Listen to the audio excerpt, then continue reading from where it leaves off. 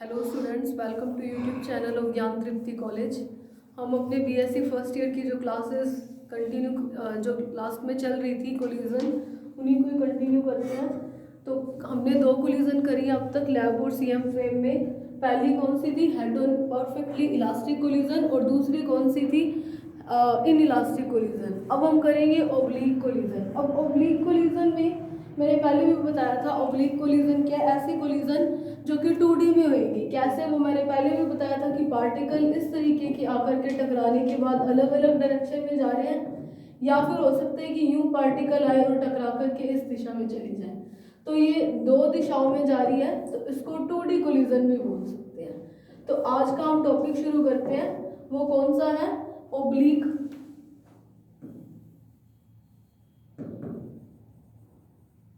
Perfectly elastic collision.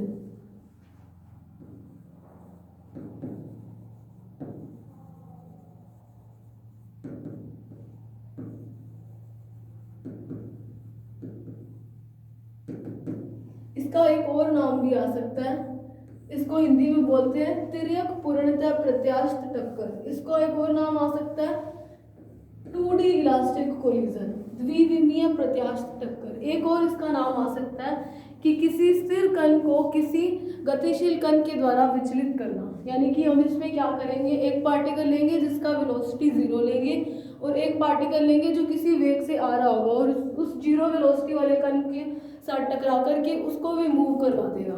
तो कितने नाम हो सकते हैं इस टॉपिक के? ओब्लीक परफेक्टली इलास्टिक कोलिजन, तिर्यक पूर्णतः प्रत्यास्थ टक्कर, या फिर 2D पूर्णतः प्रत्यास्थ टक्कर यानी कि द्विविमीय, या फिर क्या है, किसी स्थिर कण के का किसी गतिशील कण के द्वारा विचलन। तो ये इसके 3 नाम है, ठीक है, किसी भी नाम से आ सकता है। अब हम क्या कर रहे हैं, हर टक्कर को 2 फ्रेम ऑफ रेफरेंस में पढ़ रहे थे, लैब फ्रेम में और सीएम फ्रेम में। तो पहले हम लैब में पढ़ रहे थे, तो पहले लैब फ्रेम में पढ़ते हैं। अगर आपने जो मैंने वो टॉपिक करवाया था head on perfectly elastic collision, अगर आपने वो किया है और वो आपको अभी याद भी है थोड़ा सा कि किस तरीके से उसके स्टेप थे, तो जब हम ओब्लीक परफेक्टली इलास्टिक कोलिजन करेंगे, दोनों इलास्टिक हैं, तो दोनों के step CM frame of reference में ऑलमोस्ट सिमिलर से होंगे, ठीक है। तो करते हैं पहला इन लैब फ्रेम। तो पहले हम क्या कर रहे हैं, लैब फ्रेम ऑफ रेफरेंस में परफेक्टली इलास्टिक कोलिजन, वो भी कैसी? ओब्लीक करते हैं। हम क्या मान लेते हैं कि कोई 2 पार्टिकल हैं जिनके मास क्या है, m1 और m2। वो क्या कर रहे हैं, u1 और u2 वेग से गति कर रहे हैं। मैंने क्या बोला था, किसी गतिशील कण के द्वारा एक स्थिर कण का विचलन। तो मैंने क्या मान लिया कि u2 जो है वो 0 है, ये स्थिर है और ये गतिशील कण है। तो गतिशील कण इससे टकराएगा, इसको भी क्या करा देगा, टकराएगा। तो ऐसे टकराएंगे, फिर क्या हो जाएगा, ये दोनों पार्टिकल क्या है, इस तरीके से विचलित हो जाएंगे। मान लिया कि ये एक्सेस था जिसके अलोंग ये आ रहे थे पहले, तो अब पार्टिकल इस डायरेक्शन में चला गया, मास चेंज नहीं हुए हैं। m1 m2, ये m1 ले लो, ये m2 ले लो। मान लो ये θ1 एंगल पर गया, और ये मान लो इसका स्कैटरिंग एंगल आया थीटा, ठीक है। वैसे ही लैब फ्रेम में हम वेलोसिटी क्या ले रहे हैं, v1 और v2। तो टॉपिक के नाम के अकॉर्डिंग किसी एक गतिशील कण के द्वारा स्थिर कण का विचलन, या फिर ओब्लीक कोलिजन, ओब्लीक ही है, या फिर क्या है, 2 डायमेंशनल 2D कोलिजन, ठीक है। तो मैंने क्या लिया कि एक m1 द्रव्यमान वाला कण है जो कि u1 वेग से गतिशील है, और कोई दूसरा पार्टिकल जिसका मास है m2, वो क्या, स्थिर है, यानी कि उसकी वेलोसिटी क्या है, 0 है। वो उससे टकराएगा, टकराने के बाद हम ओब्लीक कोलिजन पढ़ रहे हैं, तो इस तरीके से कोलिजन क्या, ओब्लीक हुई, यानी कि तिर्यक होगा। अब उसके एंगल क्या हो गए हैं, θ1 और θ2 स्कैटरिंग एंगल है, प्रकीर्णित कोण है, ठीक है। अब देखो ये वेलोसिटी है, अब देखो अगर वेलोसिटी है, एंगल बन रहा है, तो हम क्या कर सकते हैं, इसके कंपोनेंट कर सकते हैं वेलोसिटी के। तो ये वाला कंपोनेंट अगर v1 के रिस्पेक्ट देखूं तो क्या आएगा, v1 cos θ1। सिमिलरली मैं v2 के लिए देखूं तो क्या आ जाएगा, v2 cos θ2। कंपोनेंट तो पता ही है। वैसे ही यहाँ पर क्या आ जाएगा, v1 sin θ1, और इधर क्या आ जाएगा, v2 sin θ2। सिर्फ मैंने कंपोनेंट्स में डिवाइड करा है, पता ही है एंगल के साथ वाला कोस वाला आता है और दूसरा क्या आता है, साइन थीटा आता है। तो मैंने कोस थीटा 1 साइन थीटा 1 एंगल में कन्वर्ट कर दिया। थ्योरी भी आपको इसकी वैसे ही लिखनी है कि कोई पार्टिकल m1 मास का u1 वेलोसिटी से किसी m2 मास वाले जिसकी वेलोसिटी 0 है या स्टेबल है उसे टकराएगा, और टकराने के बाद वो थीटा 1 m1 मास वाला थीटा 1 एंगल पर और m2 वाला थीटा 2 एंगल पर प्रकीर्णित हो गया, स्कैटर हो गया, और उनकी वेलोसिटी के कंपोनेंट्स क्या हैं, एक्स एक्सिस के अलोंग v1 cos थीटा 1 और y के along v1 sin theta 1। Similarly m2 वाले का। अब हम क्या देखते हैं, जब हमने कंपोनेंट में डिवाइड करा तो मोमेंटम और एनर्जी, कोलिजन में तो हम p और e ही देख रहे हैं, और इलास्टिक कोलिजन है मतलब दोनों क्या रहेंगे, कंजर्व रहेंगे। अगर दोनों कंजर्व रहेंगे तो इसका मतलब क्या हुआ, हमें p और e के साथ ही काम करना है। अब मोमेंटम कैसा होता है, एक वेक्टर क्वांटिटी है। अगर मोमेंटम वेक्टर है तो उसको हम क्या करेंगे, कंपोनेंट में डिवाइड कर देंगे। और एनर्जी कैसी क्वांटिटी है, स्केलर क्वांटिटी है। स्केलर क्वांटिटी है तो उसको कंपोनेंट में करने की जरूरत नहीं है, तो हम यही करते हैं, कंपोनेंट्स में डिवाइड कर देते हैं। तो देखो कैसे, अब मैं क्या ले लेती हूँ, एक्स एक्सिस के अलोंग ले लेती हूँ पहले। मोमेंटम को मैंने p लिख दिया एक बार, एक्स एक्सिस के अलोंग मोमेंटम ले रहे हैं तो वो क्या हो जाएगा, देखो एक्स एक्सिस के अलोंग ये एक्स अक्ष के अनुदिश गति कर रहा है पहले, तो मोमेंटम क्या हुआ, पहले पार्टिकल का तो m1 u1 प्लस m2 टक्कर से पहले का संवेग और टक्कर के बाद का संवेग इक्वल होता है, क्योंकि कोलिजन कैसी है, परफेक्टली इलास्टिक। वैसे कोलिजन चाहे इलास्टिक थी चाहे इन इलास्टिक थी, वो परफेक्टली भी हो तब भी मोमेंटम तो दोनों में कंजर्व रहा था, अगर नहीं रही थी तो वो एनर्जी रही थी। तो एक्स एक्सिस के अलोंग टक्कर से पहले का मोमेंटम मतलब इन दो पार्टिकल का, और टक्कर के बाद यानी कि अब जो आएगा वो, तो टक्कर से पहले मैं एक्स एक्सिस के अलोंग ले रही हूँ, तो एक्स अक्ष के अनुदिश क्या आएगा, m1 u1 प्लस u2 0 है तो 0 किसके इक्वल आ जाएगा। अब एक्स एक्सिस के अलोंग वेलोसिटी का कंपोनेंट क्या है, v1 cos थीटा 1 और v2 cos थीटा 2, तो क्या हो जाएगा मोमेंटम,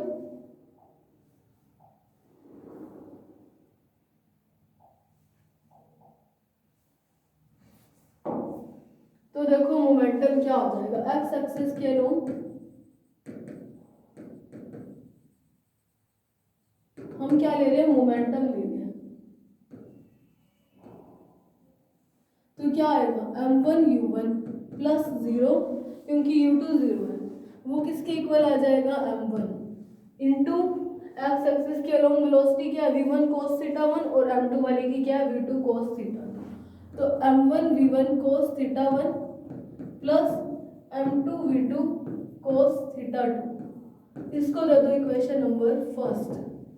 सिमिलरली y एक्सिस के अलोंग देखें तो देखो क्या हो जाएगा, पार्टिकल आ ही एक्स एक्सिस के अलोंग है तो y एक्सिस के अलोंग तो उसकी वेलोसिटी नहीं है, अगर वेलोसिटी नहीं है तो मोमेंटम कहाँ से होएगा, मतलब y एक्सिस के अलोंग तो टक्कर के पहले का संवेग तो 0 है, और टक्कर के बाद का देखो वेलोसिटी आ रही है v1 sin थीटा 1 और v2 sin थीटा 2, दोनों जो है अपोजिट डायरेक्शन में है, मतलब साइन नेगेटिव आ जाएगा किसी एक के साथ लगा दे, तो इसका मतलब क्या हुआ, y एक्सिस के अलोंग मूव ही नहीं कर रहा था टक्कर के पहले तो 0, लेकिन यहाँ पे हमारे पास वेलोसिटी आई है, तो v1 sin theta 1 minus m2 into v2 sin theta 2, equation number 2। हम मोमेंटम और एनर्जी दोनों देख रहे हैं, तो एनर्जी कैसी हो जाएगी, अब एनर्जी एक स्केलर क्वांटिटी है तो एनर्जी कंजर्वेशन का लॉ लगाएंगे तो हमें कंपोनेंट में डिवाइड करने की जरूरत ही नहीं है, डायरेक्ट लिखेंगे। तो डायरेक्ट देखो क्या आ जाएगा, टक्कर की पहली ऊर्जा क्या है, half m1 u1 square plus half m2 u2 square, u2 है 0 तो एनर्जी भी क्या हो गई 0, इक्वल्स टू क्या है, half m1 v1 square plus half m2 v2 square, equation number 3। अब हम क्या कर रहे थे, जब भी हमने टक्कर पड़ी है तो v1 v2 यानी कि टकराने के बाद का वेलोसिटीज हमने निकाली थी। देखो हमने जब लैब फ्रेम में करा था तो हमारे पास कुछ v1 की वैल्यू आई थी, वो इस तरीके की थी, m2 minus m1 into u1 over में m1 plus m2, I think ये m1 m2 था, प्लस 2 m2 u2 ओवर में m1 plus m2 and similarly हमने v2 की वैल्यू निकाली थी।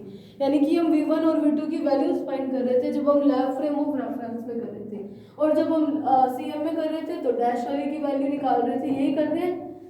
तो देखो यहाँ पे हमारे पास चार चीजें आ गई हैं।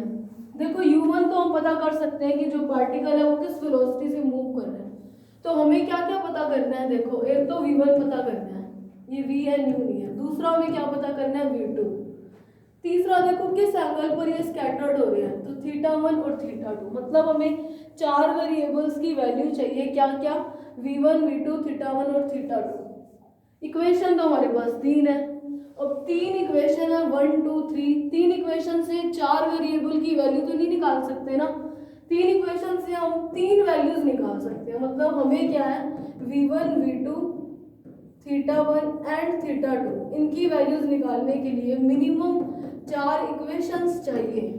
तो इसीलिए यहाँ पर हमारे पास तीन इक्वेशन बनने के कारण लैब फ्रेम ऑफ रेफरेंस में इस वाली ये जो कोलिजन कर रहे हैं जिसका नाम क्या है, ओब्लिक परफेक्टली इलास्टिक कोलिजन, इसको पढ़ना क्रिटिकल हो जाता है। यानी कि इसको सॉल्व करना क्रिटिकल हो जाएगा, जटिल हो जाएगा। इसीलिए इस वाली फ्रेम ऑफ रेफरेंस में ये वाली को ना पढ़ने की बजाय हम सीएम फ्रेम ऑफ रेफरेंस में पढ़ते हैं। क्यों नहीं पढ़ते, क्योंकि तीन इक्वेशंस और चार वेरिएबल्स की वैल्यू तीन इक्वेशन से नहीं निकाल सकते। हमें चार इक्वेशंस चाहिए, तो हमें इसे लैब फ्रेम ऑफ रेफरेंस में ना पढ़ के किस में पढ़ेंगे, सीएम फ्रेम ऑफ रेफरेंस में। ये जो मैंने लाइंस बोली है ये इतना काम करने के बाद यहाँ पे थ्योरी में आएंगी।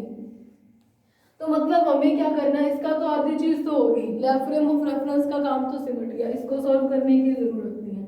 तो अब क्या करते हैं इन सीएम फ्रेम, तो इसका सेकंड पार्ट कर देते हैं, सेंटर ऑफ मास फ्रेम। टक्कर तो वही है, ओब्लिक इलास्टिक कोलिजन या फिर 2D इलास्टिक कोलिजन, या फिर क्या है कि किसी स्थिर कण का किसी गतिशील कण के द्वारा विचलन। टक्कर वही है। वो लाइंस आपको लिखनी पड़ेगी कि चार वेरिएबल्स की वैल्यू तीन इक्वेशन से सॉल्व नहीं कर सकते, या ये बहुत क्रिटिकल प्रोसेस है। इसीलिए इस वाली कोलिजन को लैब फ्रेम में ना पढ़ करके हम सीएम फ्रेम ऑफ रेफरेंस में पढ़ेंगे। तो centre of mass frame of reference में क्या करते होते हैं, हम क्या अज्यूम करते हैं कि ये कोई सीएम फ्रेम है जिसमें यहाँ पर सीएम है,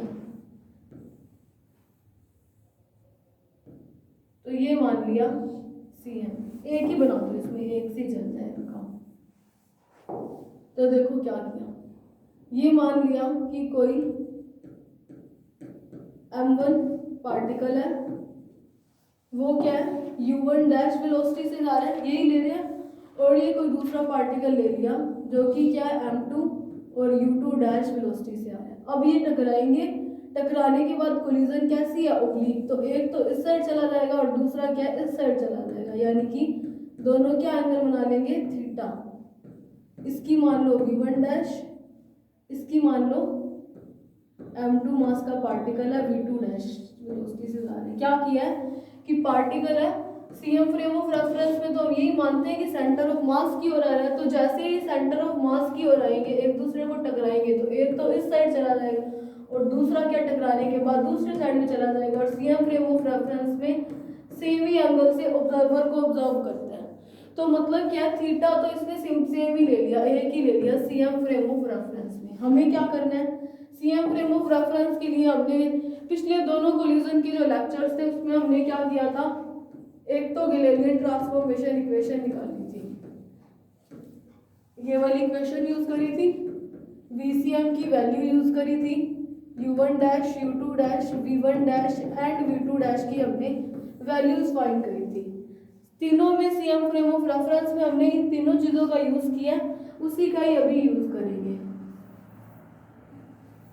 तो देखो कैसे, तो देखो पहले इसमें भी यही लिखना है कि कोई m1 मास का पार्टिकल है, वो सेंटर ऑफ मास फ्रेम में u1 डैश वेलोसिटी से cm की ओर आ रहा है। सिमिलरली m2 मास का पार्टिकल u2 डैश वेलोसिटी से आ रहा है। दोनों के बीच में क्या है, कोलिजन हुई, वो भी कैसी, इलास्टिक, परफेक्टली इलास्टिक और ओब्लिक कोलिजन थी। तो थीटा एंगल से वो स्कैटर करके वो क्या कर दिया उसने, यहाँ पे मान लो चाहिए थीटा एंगल, उसने क्या किया, वो स्कैटर होकर के फिर इस तरीके से v1 डैश और v2 डैश वेलोसिटी से मूव करना है। तो देखो अब क्या करेंगे, वी नो दैट VCM की वैल्यू क्या है, M1U1 प्लस M2U2 ओवर में M1 प्लस M2। टॉपिक के नाम के अकॉर्डिंग स्थिर कण का गतिशील कण से विचलन। अब एज वी नो U2 क्या है, 0 है, U2 0 है, देन VCM क्या हो जाएगा, M1U1 ओवर में M1 प्लस M2। इसको दे दो इक्वेशन नंबर 4, इन तक दी हुई थी तो 4। VCM की वैल्यू आ गई। अब गैलीलियन से क्या पता है,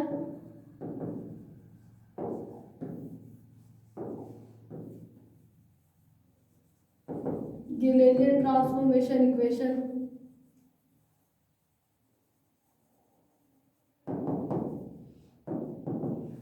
U dash is equals to U minus VCM, ये होती है। तो उसके अकॉर्डिंग क्या U1 डैश क्या आ जाएगा, U1 minus VCM and U2 dash क्या आ जाएगा, U2 माइनस VCM। तो हम क्या करते हैं, इनको दे दो इक्वेशन नंबर 5। इक्वेशन 4 और 5 से जैसा कर रही थी U1 डैश और U2 डैश की वैल्यू फाइंड करनी है, वही करते हैं। तो by using equation 4 into equation number 5, तो देखो क्या आएगा, U1 डैश की वैल्यू निकालते हैं, वो क्या आ जाएगा, U1 माइनस VCM। U1 की वैल्यू अपने पास पड़ी है, U1 dash is equals to U1 minus VCM की वैल्यू पड़ी है M1U1 ओवर में M1 प्लस M2। तो U1 डैश की वैल्यू क्या आ जाएगी, एलसीएम ले देते हैं, M1U1 plus M2U1 minus M1U1 over में तो चल ही रहा है M1 प्लस M2। तो देखो क्या आ जाएगा, ये दोनों टर्म्स कैंसिल, तो क्या आएगा, U1 डैश की वैल्यू M2U1 ओवर में M1 प्लस M2। सब में स्टेप्स सेम से ही हैं। इसको इक्वेशन नंबर 6 दे दो, सब में ही सेम थे। ऐसे U1 डैश की वैल्यू फाइंड कर रहे हैं, फिर U2 डैश की वैल्यू फाइंड कर रहे थे, फिर कभी तो ये वैल्यूज एनर्जी कंजर्वेशन में लिखी थी और कभी हम इसको क्या करेंगे, मोमेंटम कंजर्वेशन में रख देते हैं। तो सिमिलरली हम क्या कर देते हैं, U2 डैश की वैल्यू निकालते हैं। U2 डैश क्या आ जाएगा, U2 माइनस VCM। अब U2 क्या है, 0 माइनस VCM की वैल्यू देखो क्या है, M1U1 ओवर में M1 प्लस M2। तो U2 डैश की वैल्यू क्या आ जाएगी, मैं 0 को हटा के ये लिख देती हूँ। तो U2 डैश की वैल्यू ये आ गई। इसको दे दो इक्वेशन नंबर 7, साइड पे लिख देना, U2 इज इक्वल्स टू 0। तो U2 डैश की वैल्यू आ गई और U1 डैश की वैल्यू आ गई। अब कोलिजन कैसी पढ़ने हैं, परफेक्टली इलास्टिक। तो मतलब मोमेंटम कैसा रहेगा, कंजर्व रहेगा, चाहे सीएम फ्रेम ऑफ रेफरेंस में कर रहे हैं, चाहे लैब फ्रेम ऑफ रेफरेंस में कर रहे हैं। तो मोमेंटम बिफोर कंजर्वेशन क्या आ जाएगा, टक्कर से पहले का संवेग क्या आ जाएगा, टक्कर से पहले का संवेग M1U1 dash plus M2U2 dash. ऐसा ही हमने सेम प्रोसेस हमने किसमें किया था, परफेक्टली इलास्टिक कोलिजन से, जहां पर हमारे पास एक U1 डैश, इसकी वैल्यू 0 आ रही थी। जब हमने क्या किया था, उस वाले हेड ऑन कोलिजन में हमने U2 0 नहीं लिया था, तो यहाँ पे प्लस एक टर्म और आ रही थी, क्या आ रही थी, प्लस का M2U2। माइनस करने पर वो भी 0 आया था और ये भी 0 आएगा। दोनों में देखो सिमिलैरिटीज हैं, हेड ऑन कोलिजन और इन दोनों में। वहां पर हमने U2 0 नहीं लिया था हेड ऑन में, तो यहाँ पर भी वो U2 वाली टर्म भी साथ में आ रही थी। इसमें U2 0 ले लिया तो U2 वाली टर्म नहीं आ रही है, लेकिन दोनों के रिजल्ट सेम आएंगे, देखना। तो देखो क्या होगा, M1U1 डैश की वैल्यू इक्वेशन 6 से क्या पड़ी है, M2U2 ओवर में M2U1 है ओवर में M1 प्लस M2। अब प्लस का M2, इसकी वैल्यू देखो क्या है, माइनस का M1U1 ओवर में M1 प्लस M2। दोनों टर्म्स देखो सेम बन रही है, M1 M2U1 ओवर में M1 प्लस M2, और ये माइनस में बन रही है M1 M2U1 ओवर में M1 प्लस M2। तो दोनों टर्म्स क्या हो जाएंगी, कैंसिल। तो क्या आया रिजल्ट, 0। अगर आपको हेड ऑन कोलिजन याद है तो उसमें यहाँ पर U2 वाली टर्म एक्स्ट्रा में आ रही थी, लेकिन दोनों माइनस होकर के फिर से 0 आया था। तो दोनों कोलिजन में देखो सिमिलैरिटीज है इलास्टिक में। तो एक मोमेंटम टक्कर से पहले आ गया 0। इसका मतलब क्या हुआ कि m1 u1 dash plus m2 u2 dash equals to 0। तो यहाँ से हमने उसमें भी यही किया था, u2 डैश की सिर्फ क्वांटिटी देखी थी, सिर्फ वैल्यू निकाली है, डायरेक्शन को कंसीडर नहीं कर रहे हैं, या मैं मैग्नीट्यूड ले रही हूँ तो वो क्या आ जाएगा, नेगेटिव साइन चला जाएगा क्योंकि मैंने मैग्नीट्यूड लिया। यही वैल्यू आएगी, देखो m2 u2 dash is equals to minus m1 u1 dash, तो मैंने मैग्नीट्यूड लिया तो वो नेगेटिव साइन को मैंने कंसीडर नहीं किया और m2 का डिवाइड लगा दिया। ऐसा ही सेम हेड ऑन कोलिजन में किया था। तो इसको भी एक नंबर दे दो, 7 तक दे दिया, इसको दे दो इक्वेशन नंबर 8। ठीक है, वैसे ही देखो मोमेंटम कैसा रहता है, कंजर्व रहता है। तो टक्कर के पहले का संवेग 0 है, देन मोमेंटम बिफोर कोलिजन अगर 0 है तो मोमेंटम आफ्टर कोलिजन क्या हो जाएगा, ऑब्वियस है 0 हो जाएगा। तो मोमेंटम आफ्टर कोलिजन को भी 0 पुट कर देते हैं। तो इसका मतलब क्या हुआ, m1 v1 dash plus m2 v2 dash is equals to 0। Head on collision भी ऐसी ही थी, तो हम सिमिलरली जैसे u1 u2 डैश की वैल्यू निकाली है वैसे ही v2 डैश का मैग्नीट्यूड ले लेते हैं। तो वो क्या आएगा, m1 v1 डैश ओवर में m2। इसको दे दो इक्वेशन नंबर 9। तो ये होगी हमारी वेलोसिटीज आ गई है। उसमें भी हमने बिल्कुल ऐसे ही वेलोसिटी निकाली थी, वैसे ही इसमें हमने वेलोसिटी निकाल दी। अब हम देखते हैं इन वैल्यूज को हम एनर्जी कंजर्वेशन में पुट करें। तो इन वैल्यूज को हम अब एनर्जी कंजर्वेशन में पुट करते हैं। उसमें मोमेंटम कंजर्वेशन भी किया था। तो एनर्जी कंजर्वेशन क्या है, ऊर्जा संरक्षण का नियम।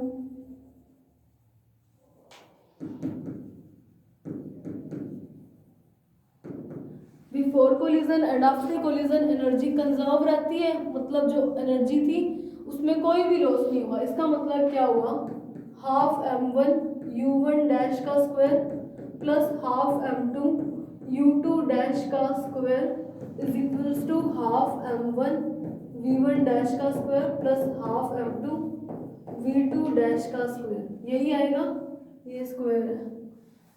तो फिर हमारे पास इक्वेशन 8 और 9 में वैल्यूज पड़ी है, उसमें भी ऐसे ही किया था, इन दोनों की वैल्यूज पुट करी थी, वैसे ही ये कर देते हैं। तो by using equation number 8 and 9 into above equation, तो देखो क्या आएगा। पहले तो हाफ ऑफ काट ही देते हैं, सबका कट रहा है ना, हाफ ऑफ मैंने यही काट दिया।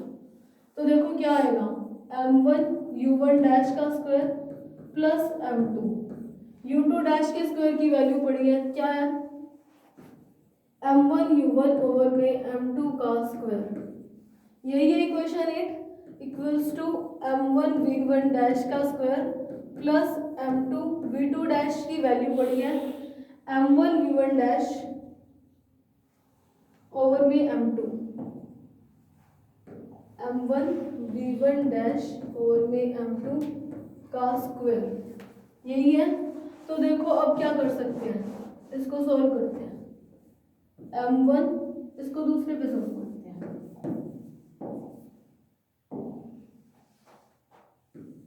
m1 u1 डैश का स्क्वायर था प्लस m2 था इंटू u2 डैश, उसकी वैल्यू क्या आई थी, m1 u1 ओवर में m2, उसका स्क्वायर था। तो m1 square u1 dash square over में m2 का square equals to m1 v1 dash का स्क्वायर प्लस ये 1 है m2 इंटू v2 डैश की वैल्यू क्या आई थी, m1 v1 डैश ओवर में m2, तो यहाँ पे उसका square m1 square v1 dash square over में m2 का स्क्वायर।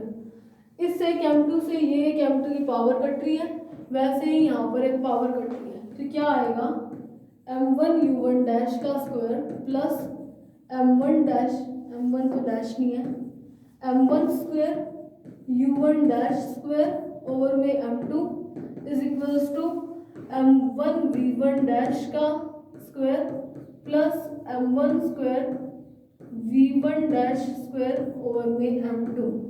तो देखो यहाँ से कॉमन आ सकता है, m1 और u1 डैश का स्क्वायर दोनों में है तो कॉमन ले सकते हैं। वैसे इसमें m1 और v1 डैश का स्क्वायर कॉमन ले सकते हैं, तो जो कॉमन ले सकते हैं वो कॉमन लिया, m1 v1 डैश का स्क्वायर, यहाँ पे बचा, सॉरी यहाँ पे u1 है, यहाँ पे देखो क्या बचा 1, ये तो सारी टर्म कॉमन आ गई, प्लस यहाँ पे ऊपर एक m1 बच गया, m1 का स्क्वायर और डिवाइड में m2, वो किसके इक्वल आया, यहाँ पर सिमिलरली जो कॉमन ले सकते हैं m1 v1 डैश स्क्वायर, वैसी ही टर्म यहाँ पर बच जाएगी 1 प्लस m1 ओवर में m2, यही टर्म बचेगी, तो ये वाली टर्म सेम है, कैंसिल। सारी की सारी कोलिजन एकदम इजी थी, सिंपल हमने बेसिक यूज किया जो गैलीलियन था, और यहाँ पर इतना कुछ डेटा काम नहीं है, सिर्फ एलसीएम लेके जो कॉमन लेके कट रहा है वो काटना ही था बस, और कुछ भी नहीं है। वैसे ही यहाँ पर m1 से m1 भी कैंसिल हो रहा है, इसका मतलब क्या है, u1 डैश का square is equals to v1 dash का स्क्वायर, तो क्या आ जाएगा v1 dash is equals to u1 dash, मैंने मॉड्यूलस ले लिया, इसका मैग्नीट्यूड ले लिया। अगर आपको याद हो तो परफेक्टली इलास्टिक कोलिजन जो हेड ऑन वाली करी थी, 2D नहीं थी, head on perfectly elastic collision, उसमें भी एंड का रिजल्ट यही बना था। हमने वहाँ पर नेगेटिव साइन कंसीडर किया था क्योंकि वो 1 डायमेंशनल थी, यहाँ पर मैंने नेगेटिव साइन नहीं लिया क्योंकि ये 2D है, 2D है तो पता ही है डायरेक्शन तो चेंज हो ही रही है, इसीलिए मैंने यहाँ पर साइन नहीं कंसीडर करा। दोनों का रिजल्ट सेम आया इलास्टिक कोलिजन का। अगर ये दो सेम है तो सिमिलरली क्या हो जाएगा, v2 डैश किसके इक्वल आ जाएगा, u2 डैश के, ये हो जाएगा, दोनों के रिजल्ट एकदम सेम आए हैं। तो यहाँ तक का हुआ हमारा कंप्लीट। ये क्या था, परफेक्टली इलास्टिक कोलिजन, यहाँ से एक और वैल्यू निकल सकती है, वो क्या, v1 dash is equals to u1 dash is equals to, अब u1 डैश की एक वैल्यू पड़ी है हमारे पास, देखो u1 डैश की वैल्यू देखो ये पड़ी m2 u1 ओवर में m1 प्लस m2, और सिमिलरली इसकी पड़ी है माइनस का m1 u1 ओवर में m1 प्लस m2। तो देखो v1 dash is equals to u1 dash is equals to m2 u1 over में m1 plus m2 and v2 dash is equals to u2 dash is equals to, मैंने magnitude लिया, modulus लगाया, तो वैसे तो u2 dash की value क्या थी, माइनस में m1 u1 ओवर में m1 प्लस m2, लेकिन यहाँ पर मॉड्यूलस है तो वो नेगेटिव साइन नहीं लेगी मैं, तो क्या आ जाएगा m1 u1 ओवर में m1 प्लस m2। ये जो इक्वेशंस है ये आपको डायरेक्ट भी याद होनी चाहिए क्योंकि आगे जो टॉपिक आएगा उसमें हम ये डायरेक्ट यूज करेंगे। तो ऑब्लिक कोलिजन में क्या किया,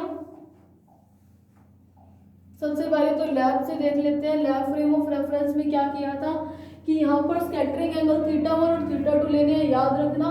तो वेलोसिटी और ये जो वेलोसिटीज थी वो sin θ cos θ, यानी कि v1 और v2 दोनों जो है वो कंपोनेंट्स में डिवाइड हो गया। फिर हमने मोमेंटम और एनर्जी का कंपोनेंट लिया एक्स एक्सिस के अलोंग और वाई एक्सिस के अलोंग। एनर्जी की लेनी नहीं है क्योंकि एनर्जी जो है वो स्केलर क्वांटिटी है, तो 3 इक्वेशन से 4 वेरिएबल्स की वैल्यू फाइंड नहीं की जा सकती, इसीलिए इसको लैब फ्रेम में ना पढ़ के सीएम फ्रेम ऑफ रेफरेंस में पढ़ा। तो सीएम फ्रेम ऑफ रेफरेंस में वीसीएम की वैल्यू हमें पता है और u2 0 थी, तो वीसीएम की वैल्यू हमने वो छोड़ दी, u2 को 0 लिखे। फिर हम क्या कर रहे थे, गैलीलियन ट्रांसफॉर्मेशन यूज करके u1 डैश और u2 डैश की वैल्यू निकाल रहे थे, वही फाइंड करी। उसके बाद हम हर टॉपिक में सीएम में क्या कर रहे हैं, momentum before collision and after collision निकाल रहे हैं। तो बिफोर कोलिजन में हमने u1 और u2 डैश की वैल्यू पुट करने पर हमारे पास वो आया 0। तो वहां से हमें क्या पता चला कि u2 डैश क्या है, इस तरीके का हो जाएगा। अगर u2 डैश ये है यानी कि बिफोर कोलिजन मोमेंटम 0 है तो आफ्टर कोलिजन भी मोमेंटम 0 होगा। तो वैसे ही हमने v2 डैश की वैल्यू निकाल ली और उसे क्या एनर्जी में पुट करा। एनर्जी में पुट करने से हमारे पास क्या रिजल्ट आया कि v1 डैश किसके इक्वल है, v1 dash is equals to u1 dash जो कि क्या m2 u1 ओवर में m1 plus m2 and v2 dash is equals to u2 dash जो कि क्या था m1 u1 ओवर में m1 प्लस m2। ये आपको डायरेक्ट भी याद होना चाहिए ये दोनों फॉर्मूलेस। तो अभी हम इसके नेक्स्ट का टॉपिक करते हैं, वो क्या है, स्कैटरिंग एंगल।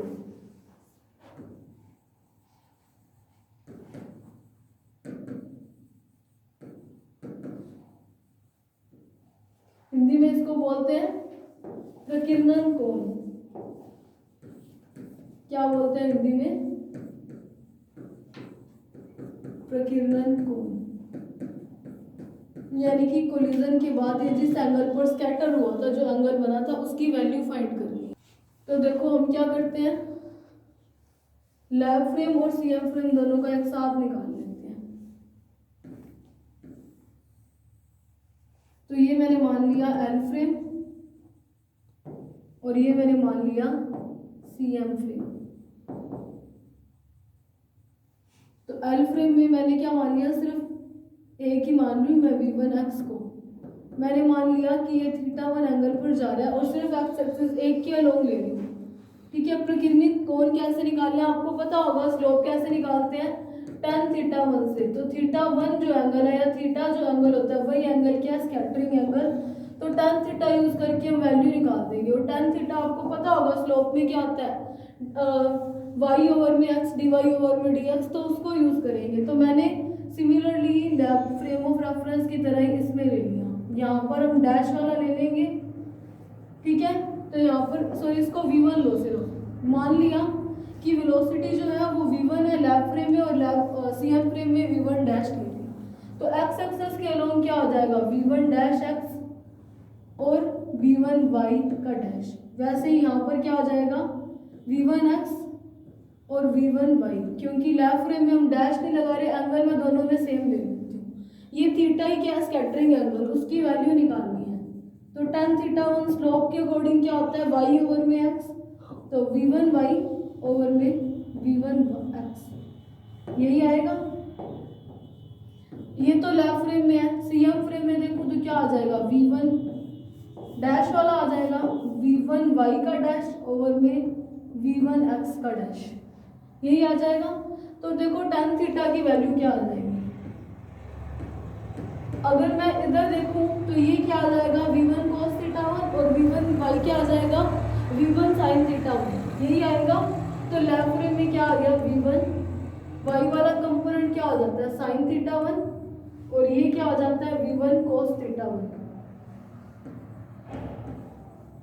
आप चाहो तो यहाँ पर थीटा लेकर के tan θ लिख सकते हो, वो आपकी मर्जी है।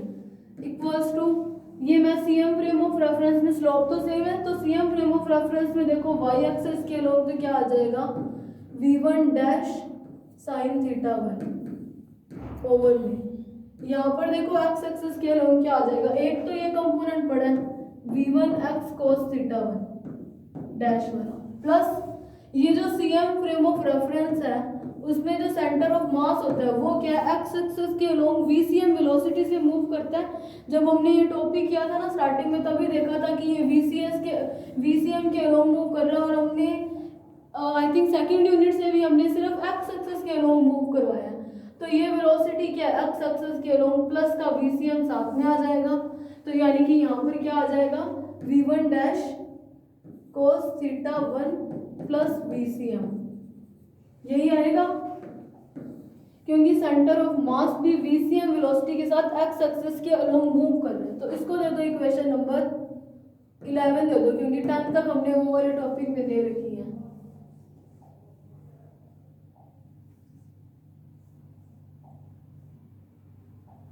तो देखो, अब देखो VCM की आपको वैल्यू पता है, वो क्या है, m1 u1 ओवर में m1 प्लस m2, हम u2 को क्या ले रहे हैं, 0 ले रहे हैं।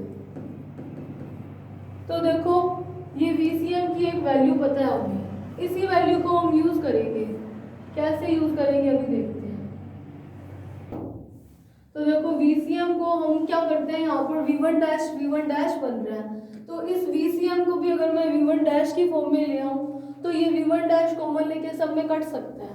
तो VCM की वैल्यू हमें पता है और V1 डैश की एक वैल्यू भी हमें पता है, वो क्या है, m2 u1 ओवर में m1 प्लस m2, यही है। देखो m2 है और हमारे पास क्या वैल्यू पड़ी है, एक m1 पड़ा है। तो मतलब क्या, मुझे अगर V1 डैश की तरह बनाना है, V1 डैश की पहले वैल्यू मैं यहाँ लिख देती हूँ, वो क्या है, m2 u1 ओवर में m1 प्लस m2। तो मैं क्या करती हूँ, m2 का ऊपर नीचे मल्टीप्लाई कर देती हूँ, तो मेरे पास V1 डैश की टर्म में ला सकती हूँ। तो मैंने क्या किया, m2 का ऊपर नीचे मल्टीप्लाई कर दिया, तो मेरे पास क्या बन जाएगा, VCM is equals to M2 U2 over में M1 प्लस M2, तो V1 डैश की वैल्यू बाय इक्वेशन 10 लिख दो। उसको इक्वेशन नंबर 10 ही दे रखे जो कि ये है। तो यहाँ से देखो क्या वैल्यू आई, एक M1 ऊपर पड़ा है इंटू V1 डैश ओवर में एक M2 नीचे हमने जो मल्टीप्लाई किया वो आ गया। तो इस वाली VCM की वैल्यू को हम यूज करते हैं। VCM को V1 डैश के टर्म में लाने का रीजन क्या था, ये V1 डैश कैंसिल हो जाए, यहाँ से देखो V1 और V1 भी कैंसिल हो जाए। तो tan थीटा की वैल्यू देखो क्या आई, tan theta 1 is equals to क्या आया, sin थीटा 1 ओवर में cos थीटा 1, यही होता है equals to V1 dash sine theta 1 over में V2 dash, sorry V1 dash ही था, V1 dash cos theta 1 plus M1 over में M2 इंटू V1 डैश। मैंने VCM की वैल्यू पुट करी, यहाँ पर चाहो तो V1 ओवर में V1 लिख दो। तो वैल्यू क्या आई, V1 साइन थीटा 1 ओवर में V1 cos theta 1 is equals to sine theta 1 over में cos theta 1 plus M1 over में M2। ये क्या है, स्कैटरिंग एंगल tan थीटा 1। तो जो थीटा 1 है वो क्या है, स्कैटरिंग एंगल। अब स्कैटरिंग एंगल के लिए अलग अलग ग्राफ खींचे गए जब M1 M2 से ज़्यादा था, यानी कि जो पार्टिकल ह्यूमन वेलोसिटी से ज़्यादा था, ह्यूमन वेलोसिटी से मूव कर रहा था, उसका मास ज़्यादा था, तो जो स्कैटरिंग एंगल था वो कुछ इस तरीके के आया था।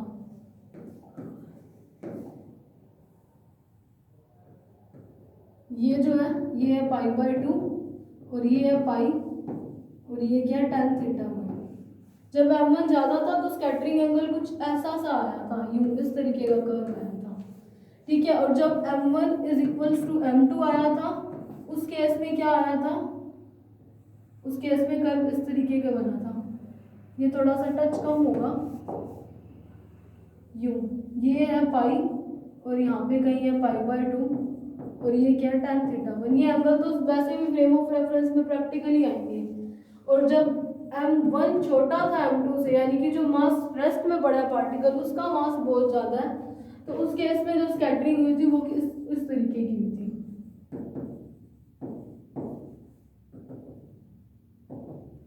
इस तरीके की।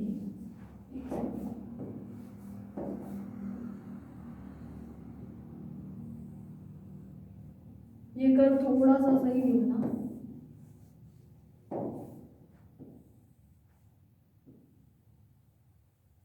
ये तो था π/2 पे और पाई पे ये ऐसा आया था, ठीक है। ये प्रैक्टिकल कर्व्स हैं, जब M1 ज़्यादा था तो ऐसा इक्वल थे तो ऐसे, और कम था तो ये हुआ हमारा आज का टॉपिक, जिसमें हमने ऑब्लिक कोल्यूजन और उसका स्कैटरिंग एंगल निकाला। अब नेक्स्ट वाले लेक्चर में हम इसका नेक्स्ट टॉपिक करेंगे। So thank you for watching this lecture.